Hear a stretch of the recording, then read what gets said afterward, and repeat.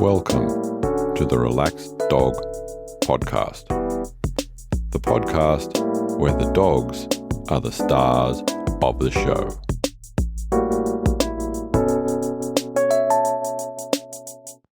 Welcome to episode 64 of the Relaxed Dog Podcast, sponsored by therelaxeddog.com. Thank you very much for listening. I am your host, Robert Ober, and I hope that you and your dog are well. Welcome back to the regular listeners, and a big welcome if this is your first show. This week, my guest will be Mry Contreras. But first, in some doggy news, in the eternal quest for councils and authorities to get irresponsible dog owners to clean up after their dogs, we go to Ireland, and in Galway City Council, they have just completed a trial of their Clean It Up, You Dirty Pup initiative. And that involved a couple of trial areas where they had people go out and spray paint dog feces bright pink, and also they had a stenciled message that they put on the ground. Not quite sure what it said, but you can imagine. The interesting results were that they had a over 50% reduction in the amount of dog feces. Do you think that would work in your area? Now, getting deliveries to your home can have mixed results with your pups. But in the case of Cow, the pug, a delivery was being made to the premises. Cow ran out and had a very positive experience with the delivery person. Another week or so later, another delivery person came out, and Cow's experience wasn't as good, wasn't as happy. He didn't get the pats and the hugs. So what did Cow's guardians do? They made sure that when they got their future deliveries, they specified to have an original delivery driver make their delivery. And now Cow is very, very happy that he has a new friend to visit every week or so. And speaking of happiness, I hope that you can share the love, share the podcast, and get even more people to realize how awesome dogs are. Here's this week's interview. Welcome to the Relaxed Dog Podcast. I'm here with Mry Contreras. How are you? I'm great. How are you? Fantastic. Thank you very much. So, whereabouts in the world are you? I'm in Los Angeles, California, in the United States. Wonderful. And who are we going to talk about today? We are going to talk about my senior Chihuahua, Eddie. Eddie, wonderful. As per sort of usual, I'm going to ask for you to take us back in time to before you guys met up and talk to us about the hows and whys that connection happened. Well, Eddie was my mother's dog, and she often referred to him as the love of her life. She had him since he was a puppy, and he guarded her and went after every ankle that came near her for years. But unfortunately, my mother passed away a few years ago, and I promised her that I would take care of Eddie because she was worried about him. Mm-hmm. And she had lung cancer, so she knew that she was going to need to have a plan for him. And I told her that I'd happily take care of him. Okay. So at what age did Eddie move into with you? Well, I had actually moved in with my mother in 2017 to help her take care of my grandmother. Okay. And we didn't realize that mom was ill at the time. But that later that year, she was diagnosed with lung cancer. And so I've lived with Eddie since 2017. Okay. So that's been in the same household? Same, but yes, I inherited the condo when my mom passed. So Eddie's always been in the same place since he was a puppy running for his life and found this place. Okay. So can you tell us about your sort of like first memories with visiting Eddie? Well, let me back up a little bit and start with how my mom got Eddie, because it's a great story. Yes, please. Eddie was a puppy and he was a stray, and the neighborhood children were chasing him. And the neighbor next door was my mother's best friend, and she was very frugal. Her condo was paid off, all of her bills were paid off, but she didn't like to spend money. So instead of running the air conditioning in Los Angeles when it was 100 plus degrees Fahrenheit, she would just open her front door. And so when the neighborhood kids were chasing this poor little puppy who was tiny, I mean, Eddie's only 11 pounds full grown. So as a puppy, he was he was like chasing a little squirrel. So they were chasing him, and he ran into the neighbor Margaret's house to hide from the kids. And he wouldn't let the kids touch him. He wouldn't let Margaret touch him. He wouldn't let anybody touch him. He was just terrified of everything. He had had a broken tail, and he had a tooth kicked out already as a puppy, living the stray life. And so he jumped up into one of her chairs in her living room, and she told all the kids to go away and leave him alone. And the house got quiet, and he just went to sleep immediately, fell right to sleep. He was exhausted. And she let him be. Well, my mother had heard the commotion, and she came next door, and she asked Margaret, she said, whose adorable little dog is this? And she says, well, I don't know. He just ran in the house. My mom used to walk all the time with my grandmother. She said, have you ever seen anybody walking him? Do you recognize him? Do you know who he belongs to? And my mom scooped her hands down, and she just picked him right up, and he let her. She said, well, he's my dog. She said, if he needs a home, he's mine. Of course, you still have to go to the shelters. And, if somebody was looking for him, she took him to the shelter to make sure that there wasn't somebody grieving the loss of him. And she told the shelter, if his owners don't come, I want him. They said, okay, well, he'll be, available for adoption on Monday at 7 a.m. But if you're not here, it's going to go to the next person on the list. My mom was there at 6:30. She was ready to go. He did get kennel cough while he was at the shelter. She got him all vaccinated. She, did all the things that you have to do to take care of a dog. And she and Margaret both claimed ownership to Eddie. But Margaret didn't want a dog. She was living with her brother, and she was always afraid her brother would leave the door open and the dog would run away. And my mom and grandmother, because they were both alive at the time, they named him Eddie after my great-grandfather. They said that he was a grumpy old man with a good heart. And so that was Eddie. That's why that's what he's named after. But my first experiences with Eddie were not as sweet as my mother's. Every time I would come to visit my mom before I moved in 2017, I would come to visit every few months, because I lived in another state. I worked full time. And so I could come when I had vacation time. So every vacation time that I accrued, I would come back and spend at least a few days of it in Los Angeles. And every time I would come to visit my mom, if I walked too fast, this little dog would attack me. He'd go after my ankles. He'd try to bite my heels. And I know that it's now that I love him. I know he's just afraid of the giants walking around him because he doesn't want to get stepped on. And he's also protective. He likes to be in charge. He likes to control the pace of things. I have a border collie that's 55 pounds, and he's in charge of her. He bosses her around.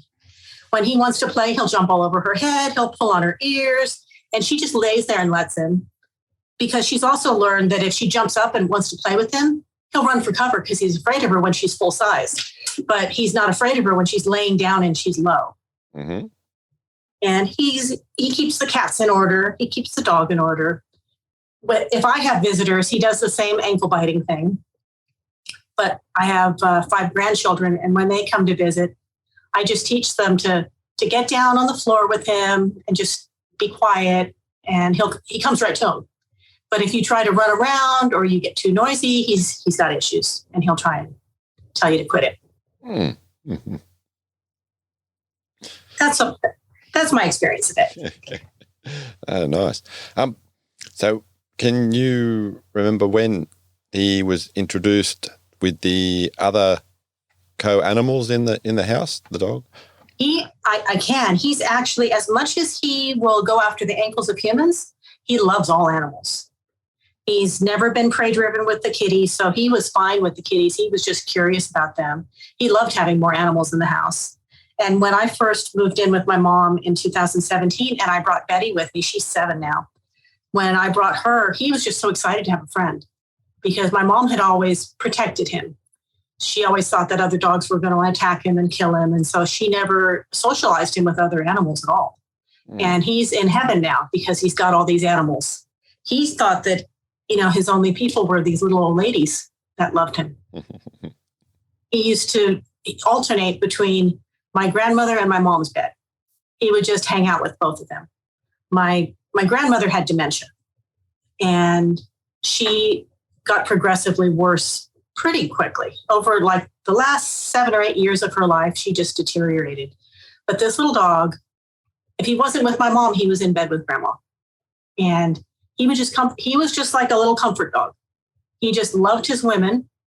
And my mom would go visit the neighbor next door, Margaret, and these 3 women, they would just dote on him. They always had treats for him. He actually was quite a bit heavier when I got him because they had just been filling him with treats, and he would just look at them with these great big ears and these great big eyes, and they would just feed him.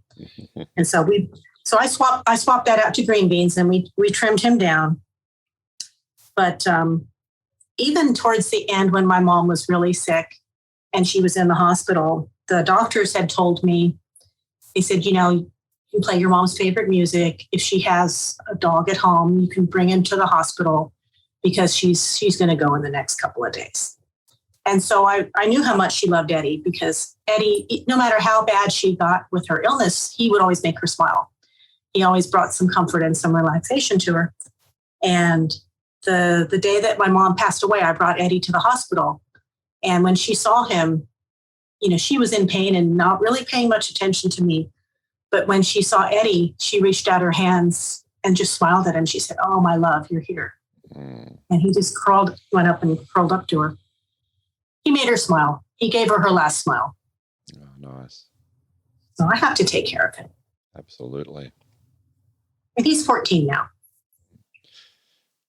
And he's just a good boy. Did you notice much change in the way that he behaved after your mother passed away? I did. Well, especially that day, because he had been to the hospital and he knew what was going on. When we came home that night, he slept like I'm a side sleeper. I sleep with my arms to the side. And he crawled up under my arm and he just stayed there all night. He was burrowing under me. And he transferred what he had been doting on my mom. And I don't know if he was seeking comfort or if he was offering comfort. But that night he was just with me every minute. And very calm, just very calm and very peaceful. The doctor had come in when he was there and he said, "Does this dog always have such a sad face?" And I said, "No, he doesn't." I mean, even the doctor said, "That is a sad looking little dog." I said, "He knows what's going on." But he's so loyal to the people that he loves. And he loves everybody that he gets to know. He's really a sweet dog. But, I had started feeding him and walking him the last 6 months before she passed. So he knew that I was going to take care of him and that I was safe and it was going to be okay. But he was sad for a little while. I think having the other dog helped him because he had somebody to play with where he hadn't before. My grandmother had died the same year earlier. She died in June of 2018 and my mom died in September.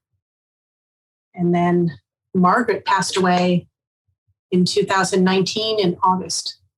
So all of his ladies are gone, so he's stuck with me. But he lives in the moment. He's not like people. He He doesn't grieve like we do, but he's just very easy, very happy, very gentle. He's been good therapy for me. More than my border collie, because she can be kind of crazy. Border collies kind of have that nutty reputation, and it's with her, it's well deserved. He's got a lot more energy, and she just wants to go. She just wants to run, chase things, herd things, bark at things, and Eddie's just easy. Mm-hmm. So he's just got a sweet spirit. When you walk, you walk them individually, or do you? I walk them together. Together? Yep. I walk them together, and we go at Eddie's pace because he's got the littlest legs. Mm. Where's and Eddie's favorite walks? He just likes to get outside. I've taken him hiking, and he gets lost in the leaves. In the fall, when the leaves get thick, I'll turn around. I had lost my keys once, and I was looking through the leaves, and my border collie was digging in them, not what I needed when I'm trying to find my keys that I dropped in the leaves. She's digging and flipping the leaves everywhere. And I looked behind me, and all I could see was his head. The rest of him was just buried in the leaves. He had just sunken. And he's only got about 6 inches. So if the leaves are deeper than 6 inches, he doesn't have a chance. So I try to keep him on pretty flat, easy trails when we go, and not overdo it with him. But yeah, the border collie was in heaven. She thought, oh, mommy's digging through the leaves. I'm going to help you. And he's just like, get me out of here. I can't. I'm drowning in leaves. Was there any other interaction with other animals when you took him on the trails? I have to be careful with him. Not so much other animals. Some of the places that we hike nearby have coyotes. And so I'm always mindful of that. Mm-hmm. I've also taken him on walks where hawks have circled me. And I don't really like that too much either. Because I don't want to think of him as I don't want him to be a snack because he's not very big. I have to be careful with him. And in our, in the hills nearby where I have taken him, we also have mountain lions. So we have to be kind of careful and very aware of our surroundings when we're out hiking. I don't take him very often just because there's too many predators. Mm-hmm. And even with him on a leash, they get hungry enough. They'll come after him. So I keep him in the city and take him to the park, and we go on little walking trails and things like that. That's a little safer. That's more his speed. Nice. He likes that better. Mm-hmm. And how are he likes the beach though too. How are things at the local park? Things are good at the local park. Even if we have dogs that are off leash, we have leash laws here. And so you're not allowed to walk your dogs off leash because of attacks and things like that. So it's rare that you have a dog that's off leash, but even the occasional off leash dog, they'll run right up to him. He loves all other dogs. So he's really never a problem. And my border collie's the same way. They're both very dog friendly. Mm-hmm. Oh, nice. So what sort of games does Eddie like to play? Well, he doesn't play with toys anymore so much, but you could kind of call it a game. I'll feed him and Betty next to each other, and she's got the big bowl and he's got the little bowl. And his favorite game is to eat out of Betty's bowl. And so he runs over and he'll go and get in her bowl, and he'll stand there and eat, one little piece of food at a time. And she goes over and she'll eat his food. And if you looked at her face, her face always has like this pleading look like, Mom, can you please kick him out of my bowl? And I'll kick him out, but then she lets him right back in. And so I just give up. I let her eat his food. And then when he's had his fill, she can go finish it off. It's half green beans anyway, because I'm trying to trim them down. Mm-hmm. And they won't eat until I put the green beans or the carrots on top of their food. They have to have their veggies. They'll sit by their dishes and they'll just stare at me until I add their little veggie toppings. Oh, nice. So you mentioned he doesn't play with toys anymore. What? He doesn't. He used to, but he just lost interest in them. And Betty's toys are much bigger than his toys were. And he hates it when she plays. If she starts throwing a toy around and making it squeak and acting like that she's attacking it, that upsets him. And so he'll start barking at her and he'll start trying to herd her away from her toy. He doesn't like it when she starts running around and being crazy. But she needs it. She needs to run around and be crazy because that's her genetic disposition. So I try to let her play, and we just ignore Eddie when he starts to have a problem with the noise and the commotion. Mm-hmm. So what sort of toys did Eddie used to play with?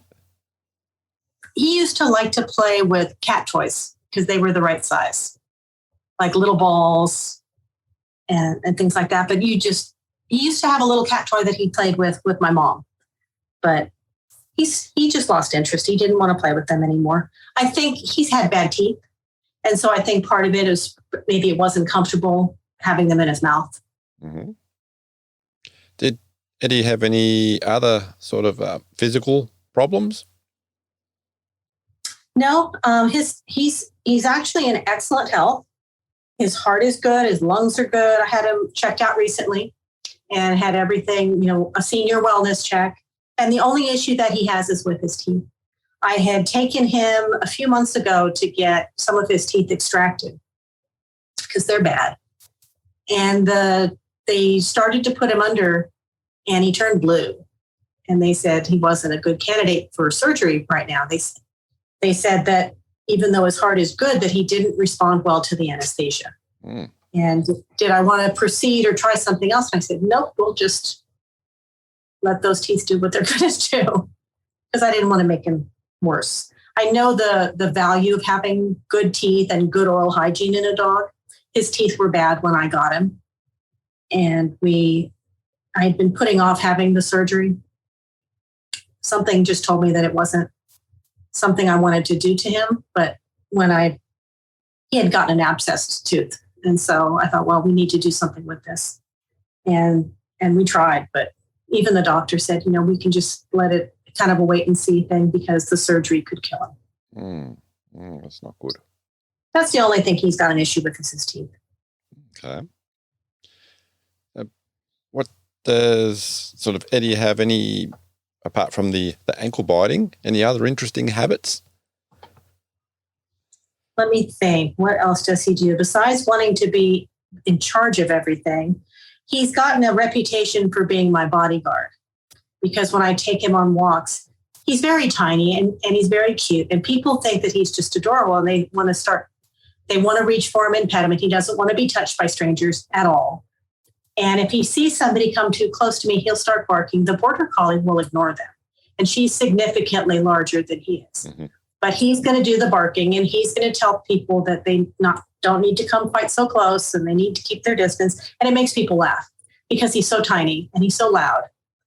And he's so in charge of the situation. And then the other funny thing that he does, and he did this to me before I moved here, is he'll bark at you and he'll try to get your ankles if you move too quickly. But as soon as you sit down on the couch, he'll jump right up and get in your lap and want to be petted. So he only wants to defend himself when you're standing up and moving around.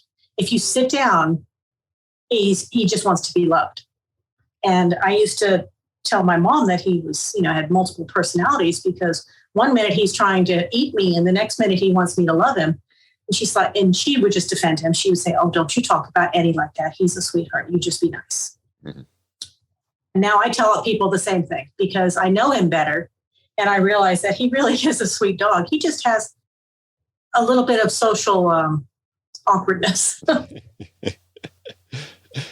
So being a nice small dog, do you take him out to different places that perhaps a larger dog would have more difficulties in going into?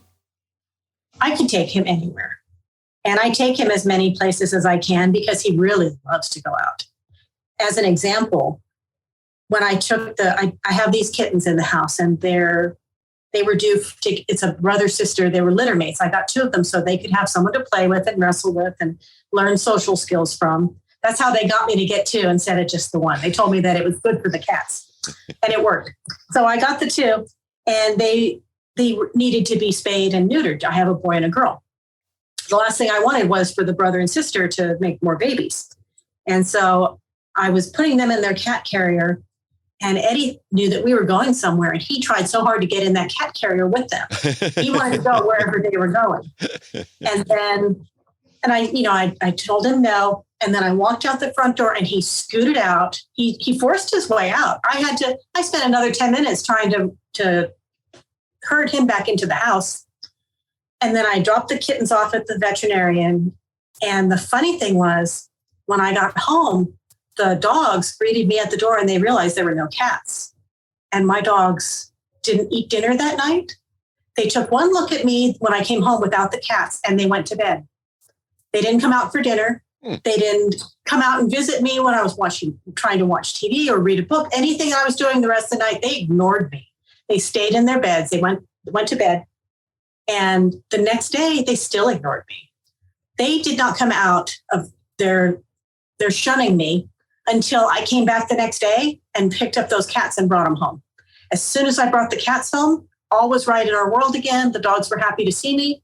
And they were excited. They couldn't wait for me to get the cats out of the cat carrier. So much for letting the cats recuperate. The dogs just wanted to see their cats. And then they ate dinner and everything was good. But I don't know if they thought that Mom was getting rid of the animals, but they wanted nothing to do with me when I got rid of the cats. They just weren't having it. But he does love a trip. So when you do go out in the car, where does Eddie ride? Eddie rides in the back seat with a safety harness buckled into the seatbelt. Mm-hmm. Just in case we ever get into an accident. I don't want him to become a flying object or to impede that. That's actually a really good question because most people will let their little dogs ride on their lap or ride in the front seat, ride shotgun. But I do pet care professionally. And I know that, that's not the safest place. If a dog gets hit by an airbag, it can kill them, can break their neck. Same thing, if they're riding on your lap or if they're riding in the passenger seat, those are actually very dangerous places. And then they can also become a flying object and get thrown from the car because they're so little. If you get hit, if you have a window down, they can go right out or they can go right into the windshield. Absolutely. And, a lot of dogs get killed that way. And what a lot of people don't realize too is when the emergency crew comes to rescue you, if you're in a bad accident, their job is not to save your animal. Their job is to save you. So if your dog is loose and scared and tries to attack them, they're going to do whatever they have to get to you safely and quickly. And that could cost your dog its life. Or when they open the door, the dog could run out. But if the dog is tethered in the car and it's secured, then they're not going to be bothering the emergency crew and impeding what they have to do. And they're not going to run into traffic either. Yep, very true. So has Eddie got any, what you would say, favoured places to go to when you go out in the car? Loves the park. We have a park that has a duck pond. And he and Betty both love watching the ducks. They love that. He just loves being with me, with his people. He just loves that he got to go somewhere. He's good in the car, doesn't make a peep, doesn't make a sound. I can drive for an hour and I'll forget he's back there. Both of mine just lay down and they're just good. Mm-hmm. But they don't really care where we're going as long as we are going and that they're not left behind. Does he go into the water at the park? Oh, no. No, I've never seen him try and swim. I've taken him to the beach and he'll get lapped by the waves and run away as fast as he can. He just doesn't really know what to think about it. And the duck pond has a steep drop off. So it's not it's not a shallow, what do you call it when the water gets deeper? It's not a gradual deepness. It's a man-made pond. And so it's an instant drop. So I wouldn't let them go in there anyway, because I wouldn't want to have to jump in after them to help them get out. Water's a bit mucky too, so I'd rather not. So what about things like bath time? He tolerates it because he has to, not his favorite thing. My border collie's worse about bath time though. She'll tremble. She acts like she's being tortured. She can't stand it. Mm-hmm. All of her legs go out to the sides. But Eddie puts up with, he got bathed more from my mom. And so he was used to it already. He had a lot of oatmeal baths and things to soothe his, spot treatments for him. Oh, nice. She babied him a little bit better. And other grooming? Oh, he hates having his nails clipped. Absolutely hates it. I have to take him to the vet or one special groomer that can manage him because he's been banned at PetSmart. He's been banned at Petco. My mom and I used to try and clip his nails. The two of us could not clip his nails because what happens is he starts screaming like you're killing him, like there's a murder going on. And all four of his legs start spinning like helicopter propellers all at the same time. And to try and grab his little foot, I was always afraid I was going to hurt him. Not because I was being rough, but because he was going to end up injuring himself with his shenanigans. I mean, he just throws an absolute fit. And we've tried for years to clip his nails at home. I know how to do it, but I'm afraid that with all of his moving, I'll end up clipping off a whole toe because he just moves like he's a maniac. And the noise, the screaming, he just doesn't, not a fan. I haven't tried it yet. I just ordered it from Amazon, but I got one of those hanging pouches that you put a dog in. It's like a material that has 4 holes for their legs. Mm-hmm. And then it's got holes at the top so it hooks over it so you can hang them up on something. And so their arms just dangle out. Yes. And then I've got that and he doesn't know it yet, but I haven't given up. I'm going to try that and see if that works like it does on TV where they just go calm. I'm thinking I may have wasted my money, but I'm going to give that a try. Sometimes you just got to give things a try and find hopefully something that works. I've tried everything else. But the groomer works pretty well. But then the groomer that I used, the last couple times that I took him, he hid under the bed when we got back. Like he didn't want to go in. I felt like I had to push him to go in. And then he hid under the bed for a day. And I was on a Facebook group for this neighborhood, and someone had asked if their dog was acting strange after coming home from that groomer. So I don't know if the groomer is too rough because other people were complaining about him. So that's why I ordered that little hanging thing to see if I at least know what's going on if I do it myself. Yeah, from what you just said, that might be a bit of a concern if other people... Yeah, as much as I'd like to get his nails clipped, I don't want to take him back somewhere if they're being mean. No, absolutely. Absolutely. A question I asked everyone is to complete the sentence. I can't believe my dog ate...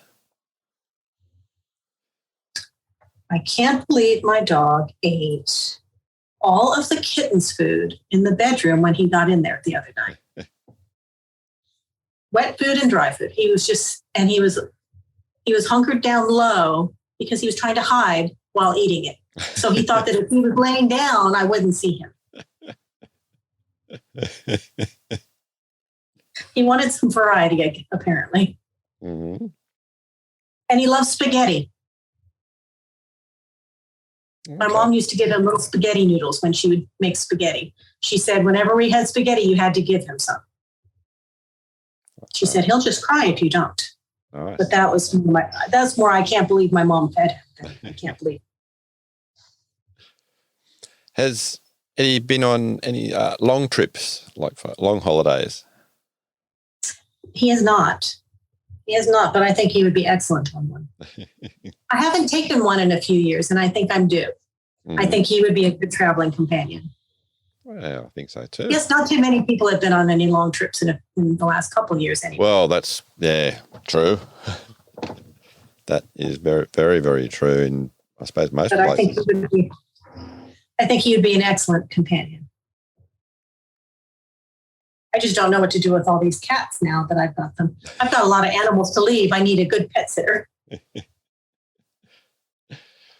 What would be your most positive memory that you have of Eddie that's just filled you with joy, a particular instance? I don't want to be too sad. I know I've talked about my mother a little bit. Other than when she was passing, when my grandmother was alive and had dementia, we put her in. We had her in a nursing home towards the end, and I would take him to visit her, and she wouldn't remember my name, but she would remember Eddie, and I would put him in the bed with her, and he would just work his magic. He works his magic on the ladies, and he's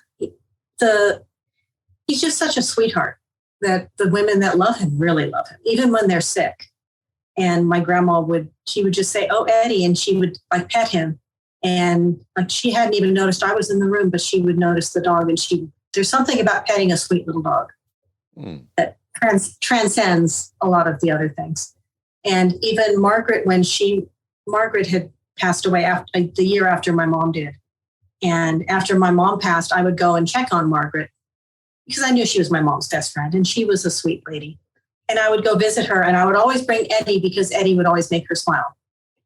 And she had bladder cancer. She had actually had it before my mom, but she fought it longer. And I just knew that whenever I would go next door, he would bring such a smile to her face. And her brother lived with her and he would always have treats for Eddie. So Eddie was very happy to go visit the people next door. But they kind of looked after me after my mom passed away, and I looked after them because I was lonely. You know, I'd lost my mom and my grandma. And so I'd go visit them. And Eddie was kind of the matchmaker. He just would put people together and everybody that was around him was happy. Oh, nice. Guessing he was in demand when you went visiting to the nursing home. He was. And, you know, her brother that lived there, he passed away 2 weeks ago. And his family never came out to visit him. And they knew that he was sick. And I just thought it was awful that he was next door and sick and nobody was coming. And so I would go check on him whenever I would walk my dogs. Just about 4 times a day, I'd go check on him. And the dogs got so used to going over there after their dog walks because they knew they were going to go check on Tom. And now that he's gone, they still want to go next door and there's nobody there.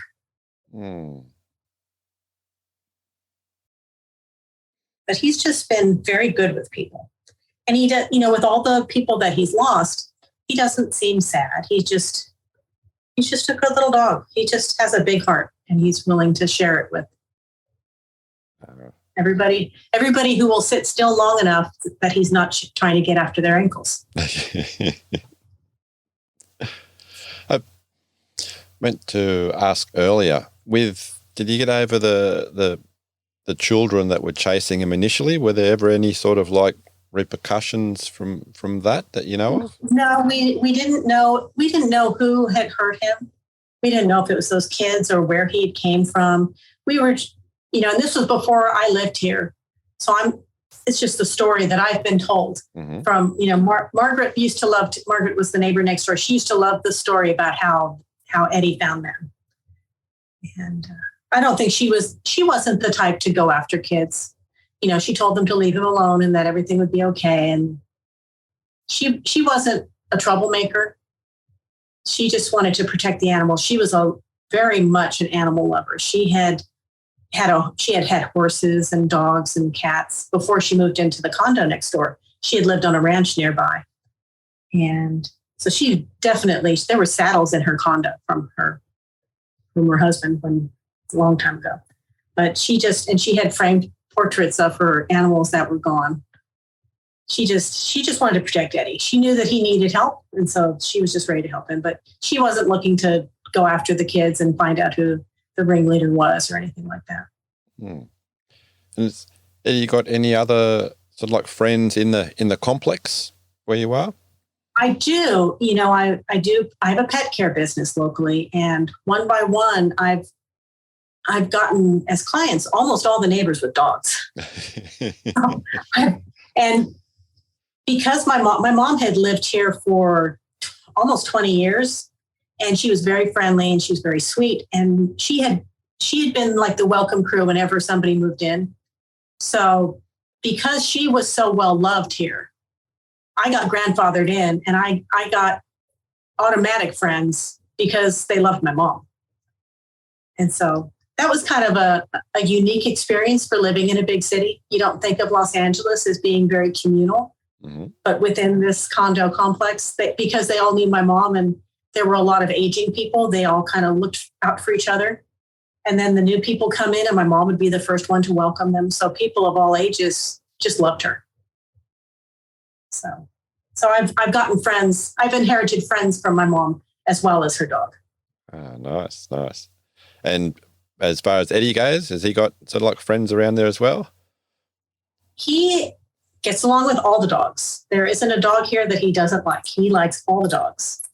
So we just had one over. One of our neighbors had gone to Montana for the week. And so we had their Cocker Spaniel here. And he thinks he's a rock star. He thinks he should sleep all day and party all night.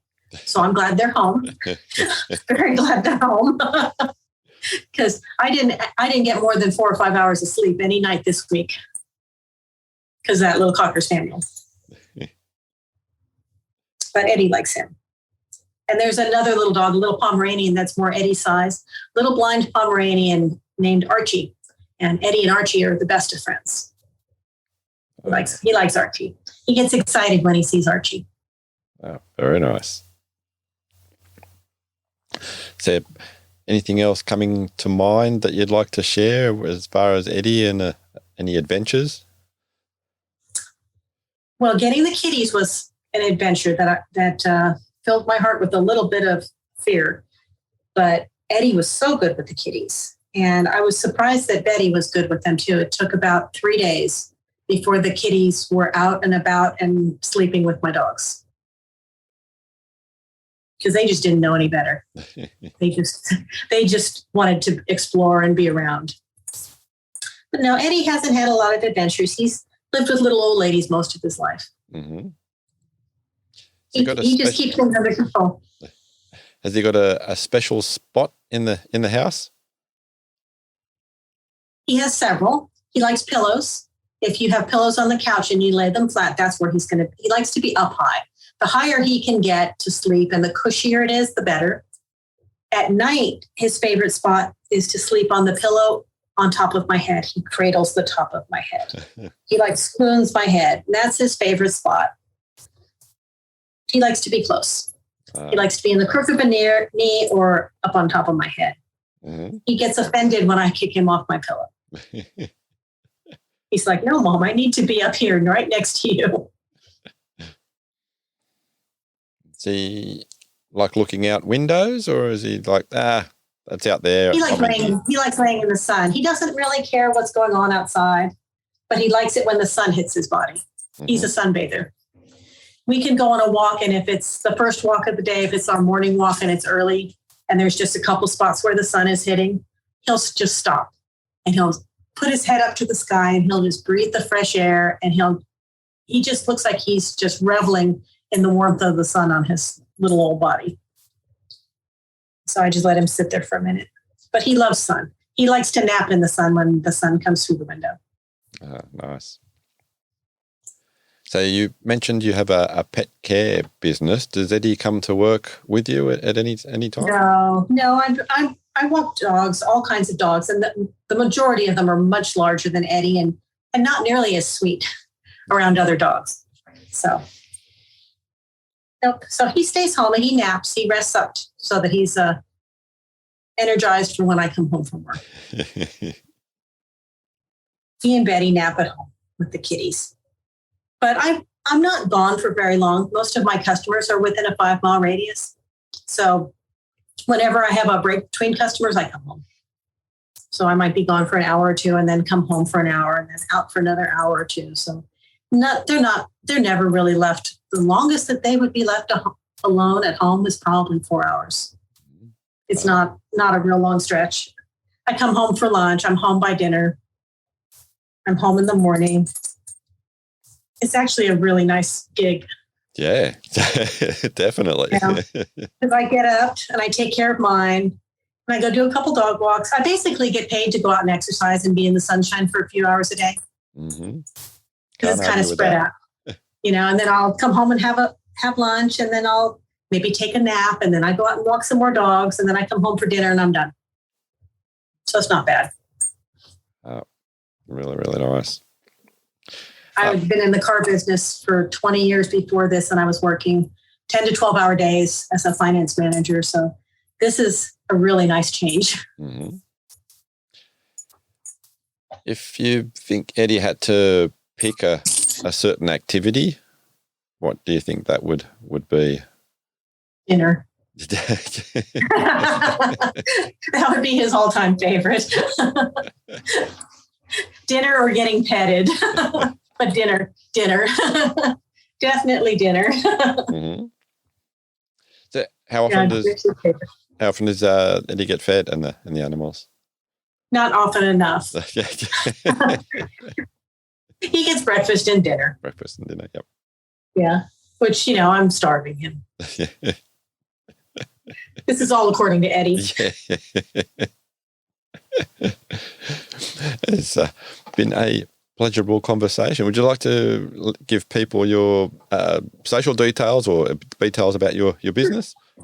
Sure. My pet care business can be found at Mry Pet Care. It's MRYCpetcare.com. And I do dog walks in the local area. I've also written my first book. It's called Good Dogs, a Foolproof Guide for Having Happy and Healthy Pets. That's basically a compilation of my blog posts that I wrote. I started writing blog posts when my customers started coming up with the same problems and asking me for tips on how to deal with a dog that is barking or digging or a puppy that needs house training. The basics that everybody pretty much has the same problems with different dogs. It was the same problems coming up over and over again.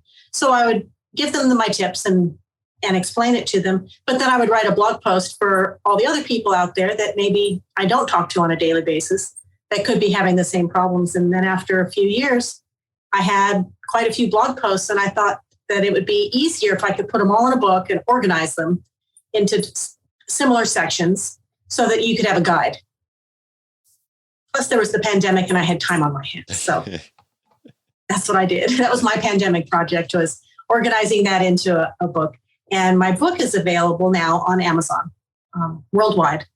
It's Good Dogs, a Foolproof Guide for Having Happy and Healthy Pets by Mry Contreras. And it's available in paperback, the Kindle paperback now. The Kindle version will be available September 14th.